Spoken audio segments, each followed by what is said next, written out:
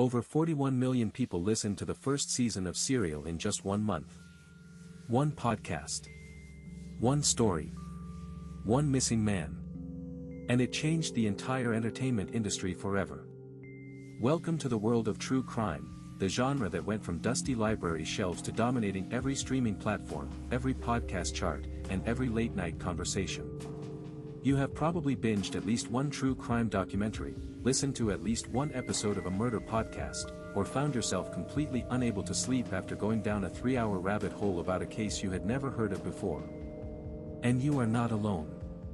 In fact, you are part of one of the most powerful cultural shifts in modern media history. In the next 10 minutes, you are going to find out exactly how true crime went from a niche obsession to a multi-billion-dollar industry, why certain types of people are drawn to it, and the one dark truth about this genre that the platforms profiting from it would rather you never think about. Because the rise of true crime is not just a media story. It is a psychological story. And the answer to why we cannot stop watching might genuinely surprise you. Let us start at the beginning. True crime as a concept is not new. In fact, it is one of the oldest forms of human storytelling. Pamphlets describing gruesome murders were sold in the streets of London in the 1600s. Public executions drew enormous crowds not because people were monsters but because crime and punishment spoke to something deeply human: fear, justice, morality, and the terrifying randomness of danger.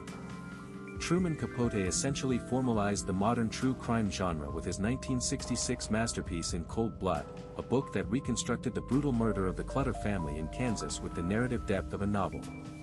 It was controversial, groundbreaking, and completely obsessive reading.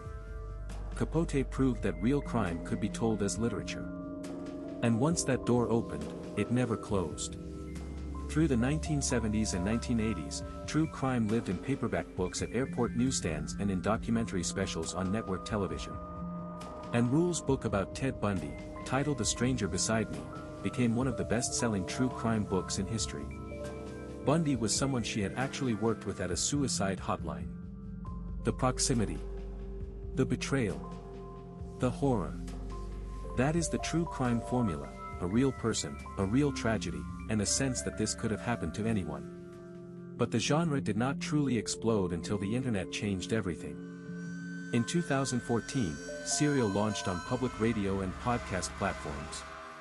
It followed journalist Sarah Koenig as she reinvestigated the 1999 murder of an 18-year-old girl named Hae Min Lee and the conviction of her ex-boyfriend Adnan Syed. The storytelling was intimate, uncertain, and addictive. Serial hit 41 million downloads faster than any podcast in history up to that point. It did not just entertain listeners. It turned them into investigators. Reddit threads ran for thousands of posts.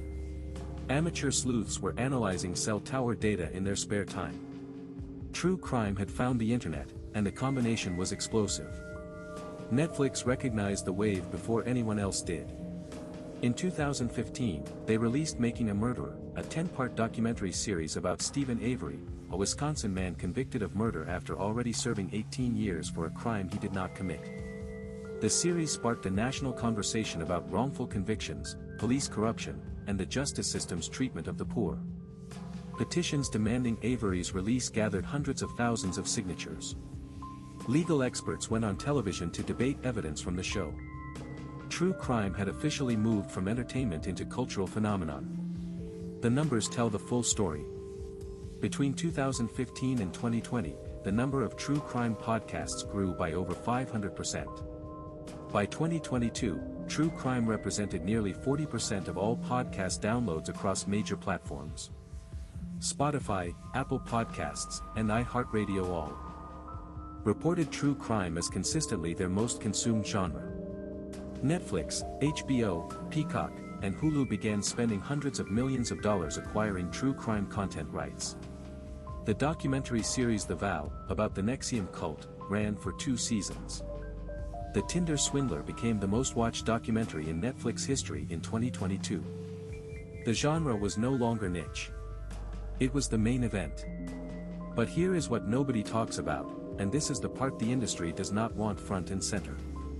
Behind every true crime documentary, every podcast episode, every Netflix series, there is a real victim. A real family. Real people who lost someone they loved. And many of them had no say in how that story was told or who profited from it. Kim Goldman, the sister of Ron Goldman who was murdered alongside Nicole Brown Simpson in 1994, has spent decades speaking publicly about the pain of watching her brother's death become entertainment. Every new O.J. Simpson documentary, every podcast deep dive, every anniversary special reopens the wound for the families involved. In the UK, the sister of one murder victim publicly called out a true crime podcast for contacting her children without her permission, trying to get interviews. These are not isolated stories. They are a pattern. This tension is at the heart of what makes true crime ethically complicated. The audience wants detail. They want intimacy. They want to feel like they are inside the investigation. But that intimacy comes at a cost that is almost never paid by the people profiting from the content. It is paid by the families who have to watch their worst moments become someone else's binge-worthy weekend viewing. And yet the psychological pull is real and well documented. Researchers at the University of Illinois found that women are disproportionately drawn to true crime, comprising approximately 73% of the genre's core audience. The reason is not morbid fascination in the simple sense. It is survival information. True crime narratives frequently feature female victims and teach, often implicitly, what warning signs were missed, what vulnerabilities were exploited, and how danger presents itself in ordinary situations. For many women, consuming true crime is a form of threat assessment. That is a genuinely different framework than simply saying people enjoy violence. There is also the justice angle. Many true crime fans describe their interest as rooted in a desire for accountability. When the legal system fails, and it fails constantly, true crime content gives audiences a space to process that failure. Cases that were closed, dismissed, or botched become open again in the court of public opinion. And sometimes that public pressure actually produces results. The podcast Your Own Backyard, focused on the unsolved 1993 disappearance of Kristen Smart in California, contributed to renewed interest in the case and helped build public awareness that many credit as part of the pressure that eventually led to a conviction in 2022. So the genre is not simply voyeuristic. It serves real functions. It processes collective anxiety about safety. It challenges institutional power. It creates communities around shared outrage. And it holds a mirror up to systemic failures in policing and prosecution that mainstream media often ignores. These are not small things. But the commercialization of true crime has also created a race to the bottom. With hundreds of new podcasts launching every month, all competing for the same audience, the pressure to find the next shocking story, the next forgotten case, the next unsolved mystery is relentless. And that pressure leads to shortcuts, incomplete research, sensationalized titles, victims reduced to plot devices, and perpetrators elevated to celebrity status that many argue they do not deserve and actively sought. The conversation around true crime is maturing.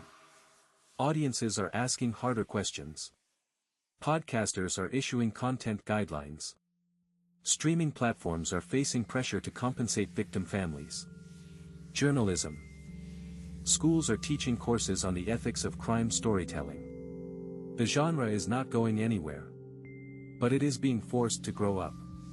What started as pamphlets on London street corners, evolved through pulpy paperbacks, transformed through investigative journalism, detonated through podcasting, and now lives permanently at the center of global entertainment culture.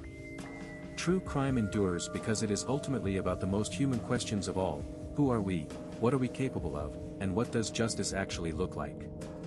Those questions do not have easy answers. Before you go, if you learned something valuable today, hit that like button right now. Subscribe to BuzzCore for a brand new video every single day. We will see you in the next one.